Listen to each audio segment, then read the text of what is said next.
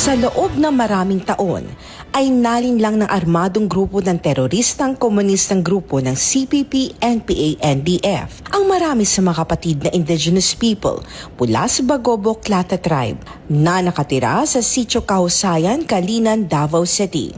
Actually, ma'am, nagbisita lang po ko sa Ilada sa Julo sa 2015 kay gusto ra ko mutanaw anang mga dagway sa NPA ba. Pag-abot na ko dito is gi-organize na ko nila.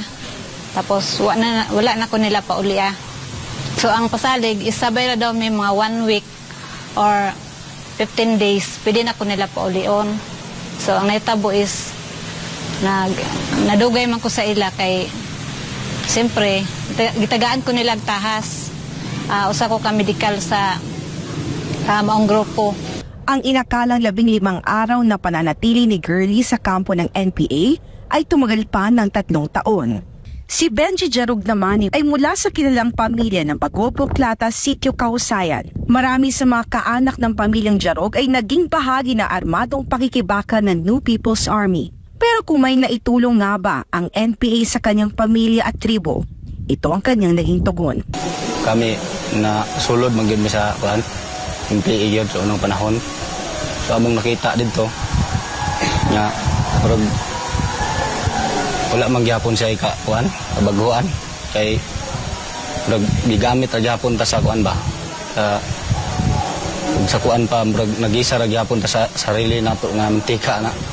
Sa katunayan, itinanim ng CPP, NPA, NDF sa isipan ng Bagobo Clata Tribe ang maraming kasiraan patungkol kay Pastor Apollo Sikibuloy. Si Pastor daw, dili mayong tao. Sa mga silingan po nako, naapod lang kahadlok. Diri ba sa sulod kung nga nasa mga kahadlok sa una nga, na daw diri ang mga tao nga kanang isog. Kalangi kayo naman good kami dito mi sa pakigbisog nga NPA. So dito ba nga nahibalan na mo nga siya nahimong dautan no, sa among tanaw. Nagbago ang pananaw ng mga Bagobo Clata Tribe na magkaroon ito ng pagkakataong makilala ng gusto si Pastor Apollo Sikibuloy na kalaunay nagbigay daan para magkaroon ng ritual na healing and reconciliation.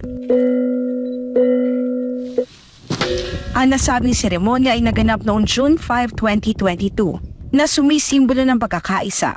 Ito din ang simula ng kalayaan ng IP community sa kamay ng mapanlinlang na komunistang teroristang grupo na CPP, NPA, NDF.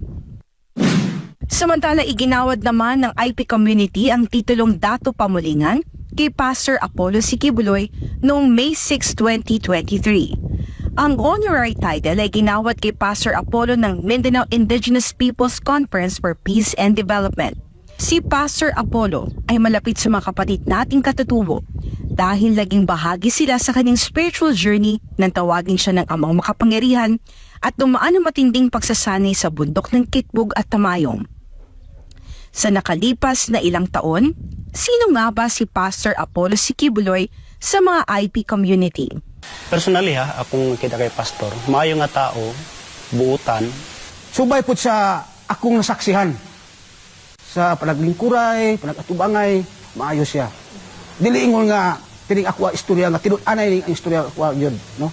Nga si pastor maayo man Jesus sa tribo. Gani daghang siya natabangan sa mga tribo. Diha na ko nasuta katong gipang dala nga isyu sa amo sa una. Dili da ito tinuod, ma'am. Pagdaot lang gyud ito sa pangalan ni pastor. So dili gyud ito tinuod. Once nga diha nga na member ko ni pastor, nakita na ko diha kang pastor ang iyang pagkamaayo.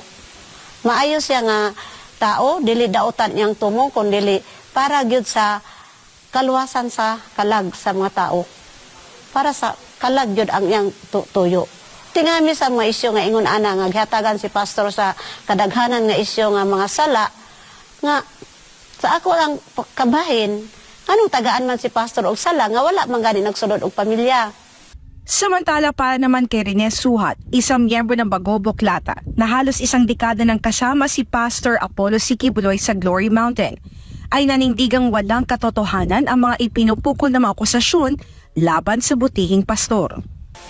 Sa akong pagtanaw ka ng mga kauban ni pastor diri, nindot. Pag-abot sa side sa mga bata, ingon sa amahan gyud si pastor sa mga bata.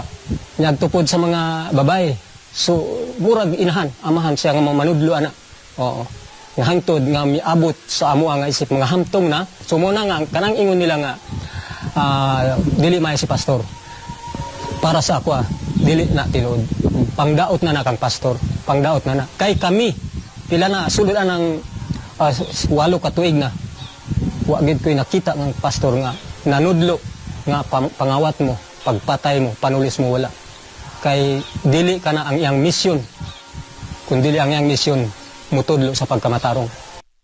Maging si Henry Ombol na maraming taon na ring nakasama si Pastor Apollo sa Glory Mountain at makailang beses nang kinumbinsi na umalis sa piling ng butihing pastor dahil darating ang araw na aatakihin ang mga compounds nito. Ngunit bakit nga ba hindi niya iniwan si Pastor Apollo? Tugod kay dili basta-basta biyaan ako siya. Kay tungod kay ang kaluwasan manggod una-una magnasabtan ang kaluwasan sa akong kalag. Mo na akong gibarugan una-una. Ang pag-abri ni pastor sa akong salabutan nga nakaila ko nga naay amahan apoy anak, appointed son. So mo nang giingon nako na mamatay og babuhi, ingko amahan. Mo to ako gipasilihon kanunay. Kay nakaila ko kang pastor. Ang kabutihan ni Pastor Apollo Siquibloy o ni Dato Pamulingan ay habang buhay nang nakatatak sa puso at isipan ng mga indigenous people mula sa Bagobo Clata tribe. Anumang mga akusasyon at paninirang puri ang gawin ng mga taong nagnanais sa pabagsakin si Pastor Apollo at ang Kingdom Nation ay hindi magbabago ang pagturing nila sa butihing pastor. Higit na nangingibabaw ang kabutihan at pag-ibig na nakikita nila mula kay Pastor Apollo. Para sa Diyos at Pilipinas kumahal, ito si Hannah Jane Sancho, SMNI News.